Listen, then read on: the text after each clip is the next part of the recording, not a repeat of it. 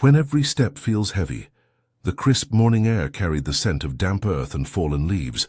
William pulled his coat tighter around his frame as he stepped onto the familiar path winding through the park.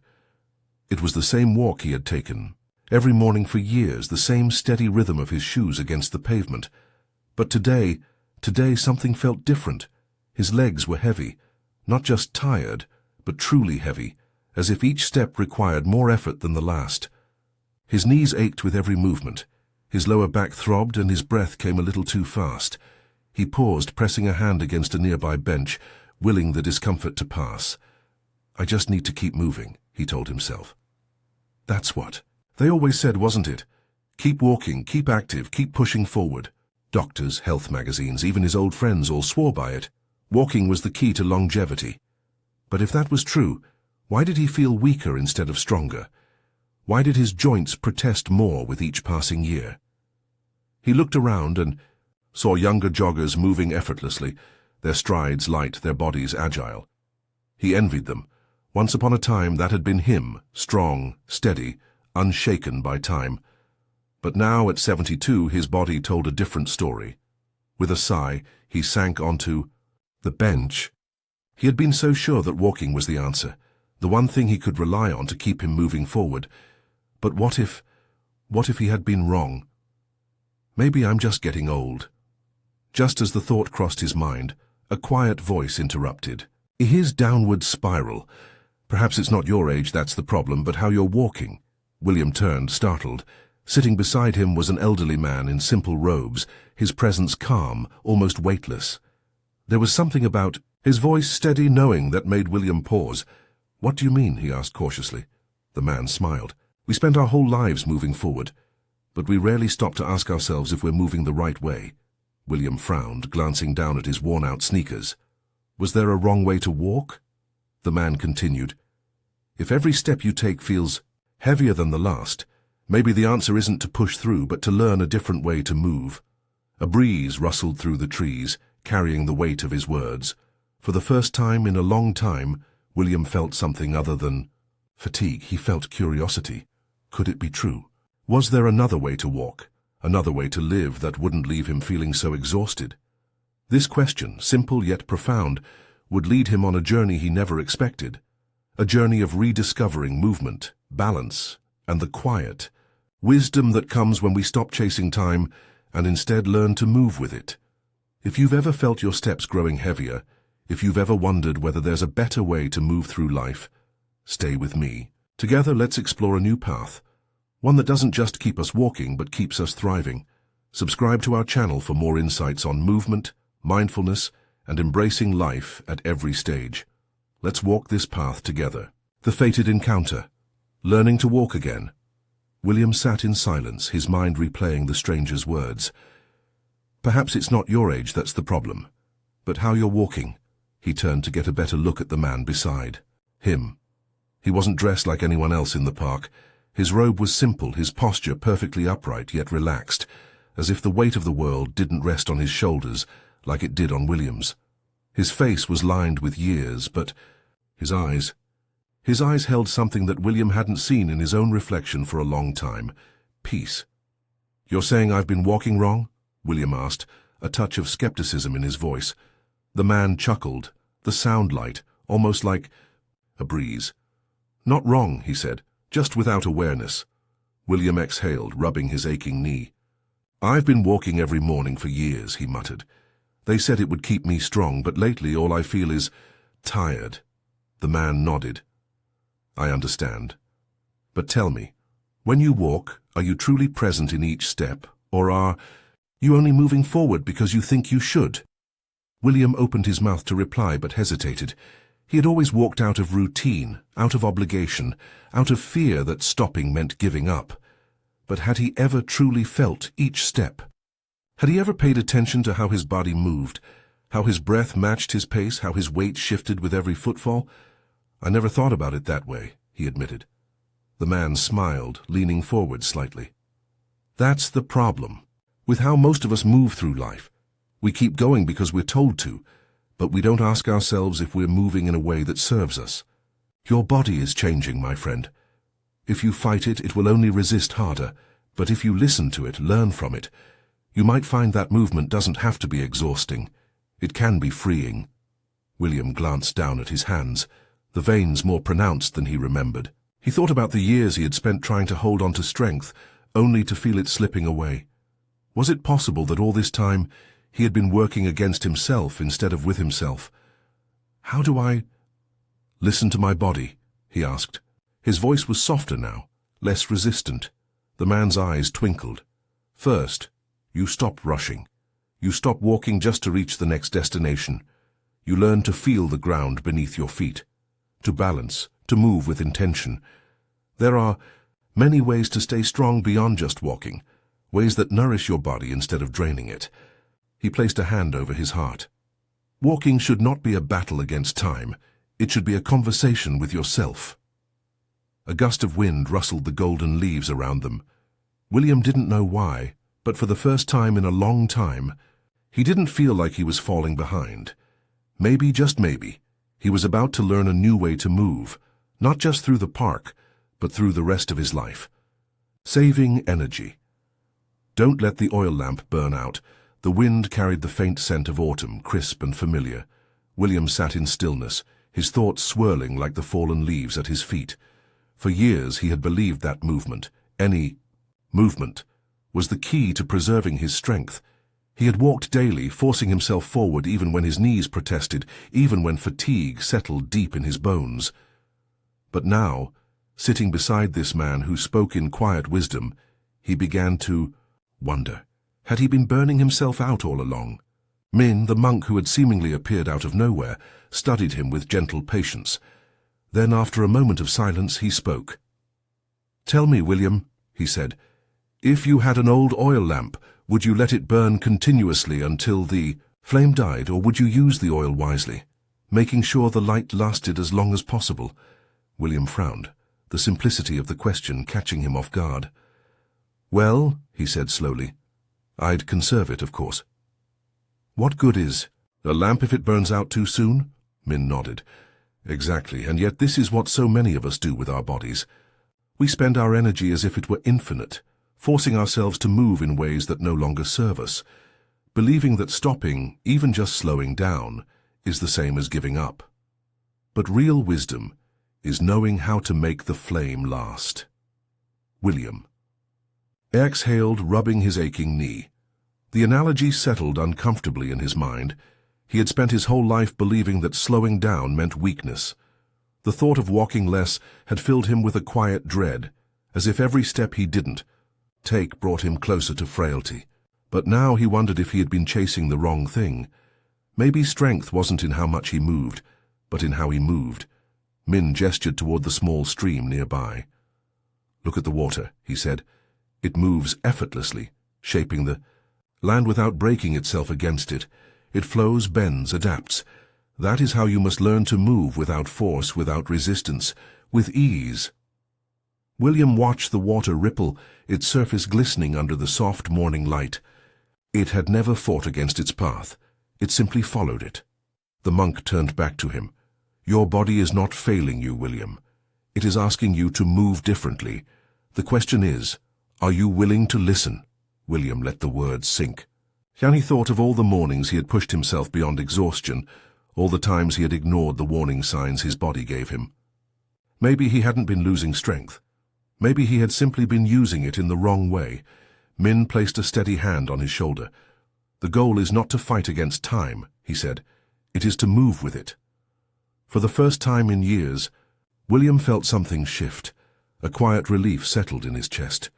He wasn't losing the battle against aging. He was just beginning to understand a new way forward. Building strength. A house stands firm on its foundation. William had always believed that strength was something visible, something you could see in the broad shoulders of a young man or the firm grip of a hard-working laborer. He had never thought of it as something that could disappear quietly, slipping away with each passing year, until one day he found himself struggling to lift a bag of groceries from the trunk of his car. His arms trembled under the weight, and a sharp pain shot through his back. It wasn't heavy, not really, but in that moment he felt weak in a way he had never known before. Now, as he sat on the bench beside Minh, The monk's words echoed in his mind. Your body is not failing you, William. It is asking you to move differently. William sighed, rubbing his palms together. I used to be strong, he murmured. Carrying things was never a problem. Now it feels like I'm losing pieces of myself every day. Minh smiled, his eyes full of understanding. Strength is not just something we are given in youth, he said. It is something we must build and rebuild over and over again. Like the foundation of a house, it must be reinforced as the years go by, or the walls will begin to crumble. William looked at the monk skeptically. I'm 72, he said. You're telling me I can rebuild my strength now? Minh let out a soft chuckle. Not only can you, but you must.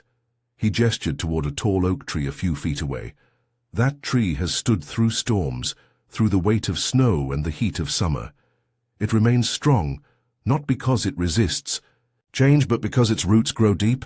Your muscles are the same. If you do not nurture them, they weaken. But if you care for them even now, they will support you for years to come. William studied the tree, the way its branches stretched toward the sky as if reaching for something beyond itself. He wanted to believe Minh's words, but part of him still hesitated. So what am I supposed to do? Start lifting weights like some young athlete? Minh shook his head. Strength is not built through force. It is built through consistency, through small movements done with intention. He stood up, moving with a grace that seemed almost unnatural for a man his age. Come, he said. Let me show you. Something. William hesitated but followed. Minh led him to a clearing where a few smooth stones rested in the grass. Try this, Minh said, bending his knees slightly and extending his arms in front of him. Squat, just a little. Feel. Your legs support you. William copied the movement, immediately feeling a dull ache in his thighs. This is harder than it looks, he grunted. Minh nodded. Because you are waking up muscles that have been asleep. Do this every day, even for a few minutes, and you will find they remember their purpose. They continued. Simple movements. A slow rise onto the balls of his feet. A gentle press of his palms together to engage his arms. William felt foolish at first. How could something so small make a difference? But as they repeated each motion, he began to understand. Strength was not about proving something. It was about preserving something, about giving his body the tools it needed to hold him upright, to carry him forward. As the sun climbed higher, William wiped his brow, breathless but lighter than he had felt in weeks. He looked at Minh, who simply nodded in approval. A house without a foundation will fall, Minh said, but a strong house, one that is cared for, one whose foundation is tended to, can stand for a lifetime, and for the first time in years William believed that maybe, just maybe, he still had time to build something strong. Finding balance. Learning to stand firm against the wind. The first time William felt truly unsteady on his feet, it terrified him. It had been a simple moment, walking from the kitchen to the living room, a step too quick, a shift of weight. Too sudden, and suddenly, the ground was not where he expected it to be. His body wavered, his heart pounded, and for one breathless second he felt helpless. He caught himself before he fell, gripping the edge of the chair, but the fear lingered long after. Now, sitting beside Minh under the shade of an old oak tree, he found himself speaking words he had never said aloud. I used to feel so sure-footed, William admitted. I never thought about balance before, but lately it's like the ground is uncertain beneath me. Minh nodded as if he understood. Balance is something we take for granted, he said, until one day we realize we've lost. William exhaled, staring at the ground. And once it's gone? Minh reached down, picking up a fallen leaf. He held it between his fingers and let it go. It drifted gently to the earth, shifting and turning with the wind but never fighting against it. You see, Minh said, a tree that is too rigid will snap in the storm, but a tree that bends with the wind will stand for centuries. Balance. Fair's not just about standing still. It is about knowing how to move with life rather than against it. William frowned. That sounds more like philosophy than exercise. Minh chuckled. Ah, but the two are not so different. Come, let me show you. He rose to his feet, his movement effortless, and gestured for William to follow. They stood, side by side, the morning air cool against their skin. Lift one foot, Minh instructed, just a little off the ground. William hesitated but did as he was told, raising his right foot barely an inch. Immediately he felt his body sway, his muscles tightening as he fought to stay upright. Minh smiled. Good. Now, instead of trying to stop yourself from moving, allow yourself to adjust. William furrowed his brow. Adjust? Feel the way your weight shifts, Minh explained. Let your body find its own balance instead of forcing it into stillness. William closed his eyes, focusing. He felt the subtle tremors in his leg, the way his foot made tiny, instinctive corrections. For the first time, he realized that balance wasn't about being completely still. It was about the constant fluid act of stabilizing. Minh continued, guiding him through simple exercises. Standing on tiptoes, moving from side to side with controlled precision, stepping forward and pausing before placing the next foot down. With each movement, William's confidence grew, his muscles learning, remembering. As they practiced, Minh spoke. When we are young, balance is effortless. We do not think about it, we simply move. But as we age, our bodies change, and suddenly, what was once easy becomes uncertain. The mistake many people make is believing this means they are weak.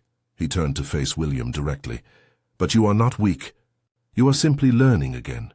Just as a child learns to walk, you are learning how to move in this stage of life. And there is no shame in that. William let out a slow breath. He had spent so much time fearing his loss of balance, never realizing that it was something he could rebuild. They stood in silence for a while, the sound of rustling leaves filling the space between them. Finally, Minh spoke again. The wind will always blow, my friend. The question is, will you resist it, or will you learn to stand firm while letting yourself sway? William nodded, understanding now. Balance was not about being unshakable. It was about learning to move with life, rather than fearing the movement itself. Staying flexible, a supple body, a peaceful mind. William had always believed that strength was what kept a man standing tall, that as long as his muscles held firm, as long as he could carry his own weight, he would be fine. He had never thought much about flexibility, about the way his body bent and stretched, about the fluidity of his movements, until the day he reached down to tie his shoe and felt a sharp, searing pain shoot up his back. He had frozen in place, breath caught in his throat, unable to straighten up for several agonizing seconds. When he finally did, it was slow, stiff, like his body had forgotten how to move in its own skin. That was the moment he realized something important had changed. His body wasn't just losing strength. It was tightening, like an old rope left out in the sun too long, frayed, brittle, resistant to movement. Now as he sat across from Minh, watching the monk sit with effortless ease, legs crossed, posture relaxed yet perfectly upright, he felt a quiet frustration rising within him. I used to be able to move without thinking, William muttered, flexing his fingers. Now, every time I stretch, it feels like something is pulling too tight, like my body is fighting against me. Minh studied him for a moment before answering. Do you know what happens to a river when it stops flowing? William frowned. It dries up. Minh shook his head. Not always. Sometimes it becomes stagnant. The water is still there, but without movement, it grows murky. Thick with things that do not belong. He met William's gaze. The body is the same.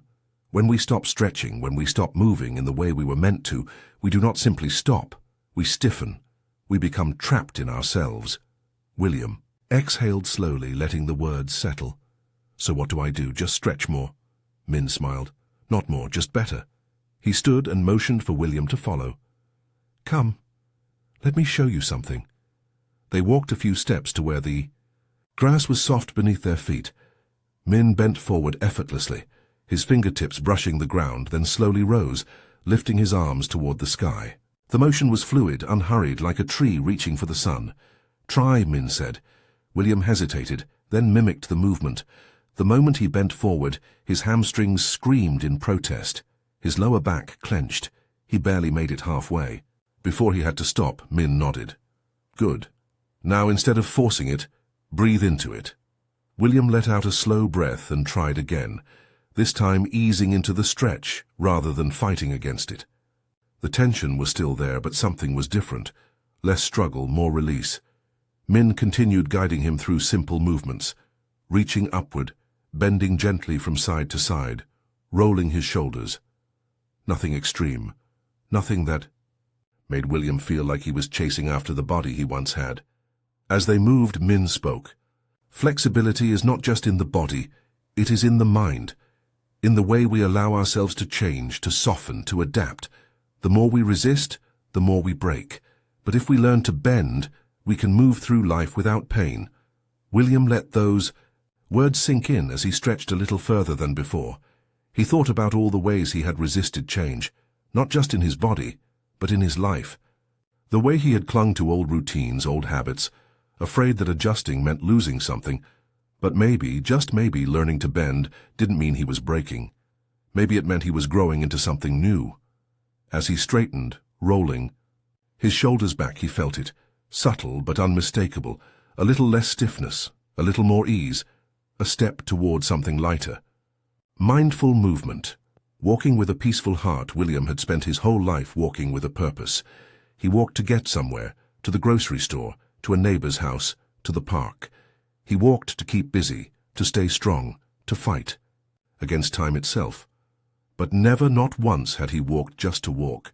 It wasn't until he met Minh that he realized how much he had been missing. One morning, as the golden light of dawn stretched across the quiet park, Minh invited William to take a walk. Not the kind of walk he was used to, but a different kind entirely. Today, Minh said, we are not walking to arrive anywhere. We are walking to be here. William raised an eyebrow but said nothing. He followed as Minh took a slow, deliberate step forward. Then another, and another. There was something peculiar about it, something unsettling almost. It was too slow, too intentional. William felt restless, like he was wasting time. His instincts told him to walk faster, to move with the familiar rhythm of efficiency. But Minh continued, unhurried, each step gentle and deliberate. Why so slow? William finally asked, the impatience clear in his voice. Minh smiled. Because if you rush, you will miss the very ground beneath your feet. William frowned, but kept going. As they walked, Minh spoke. We spend our lives moving toward something, the next task, the next goal, the next stage of life. But rarely do we stop to ask, where am I right now? Our bodies may be here, but our minds are always ahead of us, chasing after something just out of reach. William listened, his steps growing a little more measured. He noticed the sensation of his foot pressing into the earth, the way his weight shifted as he moved. He heard the rustling of leaves, the distant chirp of a bird, the rhythmic sound of his own breath. Walking is not just about the body, Minh continued. It is about the mind. When you move with awareness, when you allow yourself to be in each step, you are no longer just walking. You are arriving, over and over again, in the present moment. William inhaled deeply, taking in the crisp morning air. He had spent so much of his life worrying about what was ahead, about what was slipping away, that he had never truly noticed where he was. They continued in silence, each step a quiet conversation between body and earth. After a while, Minh spoke again. Life is like this walk, William. If you move too quickly, if you focus only on getting to the end, you will miss everything in between. But if you slow down, if you truly feel each step, you will find that you already have everything you need right here. William closed his eyes for a moment, letting the words settle in his chest. When he opened them, he looked down at the path, beneath his feet. For the first time in a long time, he wasn't thinking about where he was going. He wasn't worried about whether his legs would carry him far enough. For the first time, he was simply walking. And for the first time, it was enough. Moving in water. Compassion in every drop. The first time William stepped into the pool, a strange feeling washed over him. It wasn't the chill of the water or the gentle pressure against his skin. It was the weightlessness. For years, every movement on land had been burdened by gravity, by the slow erosion of time pressing against his joints. His knees had ached, his back had stiffened, and each step had carried with it an unspoken struggle. But here, submerged in water, something shifted. The heaviness that had followed him for so long seemed to lift, dissolving like salt in the ocean. Minh stood at the edge, watching as William took another cautious step forward. "How does it feel?" the monk asked. William exhaled, letting his body adjust to the unfamiliar sensation. "Different," he admitted. "Lighter." Minh smiled. "Yes. Water is kind that way." William ran his fingers through the surface, watching the ripples expand outward. "I never thought about it like that," he murmured. "I always saw water as something powerful, rivers carving through stone, waves strong enough to break the shore. I never thought of it as gentle." Minh stepped closer. "That is because you have only seen half the truth," he said. "Water is both powerful and soft. It yields, but it does not break. It adapts, but it does not lose itself. It carries, but it does not demand. It is the perfect teacher of compassion." William looked up, his brow furrowed. "Compassion?" Minh nodded. "To others, yes, but also to yourself. You have spent your life fighting against your own body, forcing it to move in ways that no longer serve it. But here in the water you do not have to fight. You can let it hold you, support you, you can trust it." William let the words sink in. For so long he had pushed himself, believing that if he just tried harder, walked farther, ignored the aches a little longer, he could somehow outrun aging. But here in the gentle embrace of the water, he understood what Minh meant. He didn't have to fight anymore. Tentatively, he took another step, then another. His body moved freely, unhindered by pain. For the first time in years, he felt strong, without strain. Minh watched him for a moment before speaking again. "Did you know that when a person drowns, it is not because the water pulls them down?" William looked up. "Then why?" "Because they resist," Minh said. "They thrash, they fight, they panic, but if they let go, if they trust the water, it will carry them." William fell silent, the truth in those words sinking deeper than he expected. How often had he resisted change? How often had he fought against the natural flow of life, of aging, of time itself? Slowly he leaned back, allowing the water to hold him. For a brief moment, a flicker of fear gripped him, the instinct to control, to resist. But then, as he let go, he felt it. The water did not let him fall. It lifted him, it carried him. Minh nodded in approval. "You see, water does not judge. It does not punish. It only teaches." William floated there, staring at the endless sky above. He had spent years carrying the weight of his own expectations, his fears of growing old, his stubborn refusal to slow down. But here, in the quiet embrace of water, he realized something profound. Aging was not the enemy. Resistance was. As he let himself drift, he whispered words that he hadn't spoken in a long time. Not to anyone else, but to himself. It's okay to let go, and for the first time he believed it. A peaceful step forward. The morning air was crisp, carrying the scent of earth dampened by the night's quiet rain. William walked along the familiar path in the park, his steps unhurried, his breath steady. The world around him felt the same. The towering trees, the gentle rustling of leaves, the soft golden light breaking through the clouds. But something within him had changed. For the first time in years, he was not walking to prove something. He was not counting steps, not pushing himself forward out of fear that stopping meant weakness. He was simply walking. And it was enough. It had been months since his first conversation with Minh, the monk who had opened his eyes to a different way of moving, a different way of being. Through him, William had learned that strength was not in resisting change, but in adapting to it. That balance was not about never wavering, but about learning to adjust. That flexibility was not just a function of the body, but of the mind. He had spent so much of his life believing that aging was something to fight against, something to outpace. But now, as he moved through the park with ease he hadn't felt in years, he understood the truth. Aging was not a loss. It was an invitation to slow down, to listen, to move with awareness, to befriend his own body instead of battling it.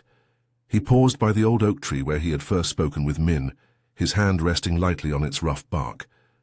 The tree had stood here for decades, bending with the wind, weathering storms, adapting to the changing seasons. Yet it remained strong, not because it resisted, but because it knew how to yield. William smiled. He understood now, as he continued. His walk, he thought of the lessons he had learned. He had learned to conserve his energy, to use it wisely rather than burning himself out. He no longer forced himself into long, exhausting walks that left him aching for days. Instead, he moved in ways that gave back to his body, ways that strengthened rather than depleted him. He had learned to build strength not by lifting heavy weights or pushing himself to his limits, but through simple, consistent movements that kept his foundation strong. Like a house reinforced over time, his body was becoming steadier, more capable. He had learned to balance, to trust himself again, to move with the confidence of someone who knew that even if he wavered, he would not fall. He had learned to stay flexible, not just in his limbs, but in his mind. To release the tension, the resistance, the old habits that no longer served him. He had learned to walk with mindfulness, to truly be in each step, rather than rushing toward an imagined future. And he had learned to trust the gentle support of water, to allow himself to let go rather than fight against the inevitable tides of life. He had not stopped moving. He had simply learned to move better. As he approached the end of the path, William closed his eyes for a moment, feeling the weight of the earth beneath his feet, the rhythm of his breath, the quiet steadiness in his heart. Aging was not about losing who he was. It was about learning to embrace who he was becoming. He smiled, taking another step forward. Not chasing, not rushing, just walking. And for the first time in a long time, he felt free. A message for you. Maybe you too have felt the weight of time pressing against you. Maybe you felt your steps grow heavier, your body resist movements that once came easily. Maybe you've wondered if slowing down means you are losing something. But what if, instead of losing, you are gaining? What if this stage of life is not about decline, but about discovering a new way to move, a way that is kinder, gentler, more in tune with the wisdom your years have given you? You do not have to walk the way you did in your youth. You do not have to push yourself to exhaustion. You only have to learn to move in a way that supports you, that nourishes you. Strength is still within you. Balance is still within you. Ease, flexibility, peace, they are all still within you. The journey is not over.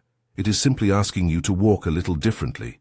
So take a breath, take a step, and trust that you are exactly where you need to be. If this message resonated with you, if you've ever felt the same struggle, I invite you to continue this journey with us. Subscribe to the channel for more insights on movement, mindfulness, and embracing life with grace. Leave a comment below.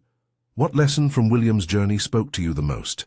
Let's walk this path together with ease, with intention, with peace.